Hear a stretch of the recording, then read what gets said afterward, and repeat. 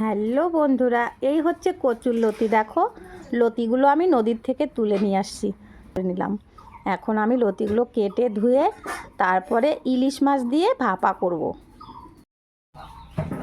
তো এই দেখো বন্ধুরা, কচুর লতিগুলো পরিষ্কার করে তারপরে মা আদা জিরে রসুন বাটা করেছে, আর একটু পেঁয়াজ কুচি দিয়েছে, সর্ষে বাটা দিয়েছে। আমি কচুর লতিটা প্রথমে একটু ভাপ দিয়ে ফেলে নিয়েছি জল। তো মা ভালো করে সব কিছু দিয়ে মশলা টশলা দিয়ে মেখে দিয়েছে। তো আমি এখন কড়াইতে একটু তেল দিয়ে একটু জিরে তেজপাতা সম্বারা দিয়ে আমি এই কচুর লতিটা ছেড়ে দেবো। তো হালকা একটু জল দিয়ে রেখেছি ইলিশ মাছ, তো মাছগুলো দিয়ে তারপরে আমি তরকারিটা নামিয়ে নেব। তো এই দেখো বন্ধুরা, আমার কচুর লতি দিয়ে আর ইলিশ মাছ দিয়ে ভাপা করা হয়ে গেল। তরকারিটা বেশ সেন্ট গন্ধ বেরিয়েছে আর খেতেও খুব টেস্টি হয়। আমি একটু চেখে রেখেছি। তো তোমাদের যদি কারো ভালো লাগে এই রেসিপিটা, তোমরাও করে খেও আর আমাকে একটু লাইক কমেন্ট করো, পাশে থেকো। টাটা।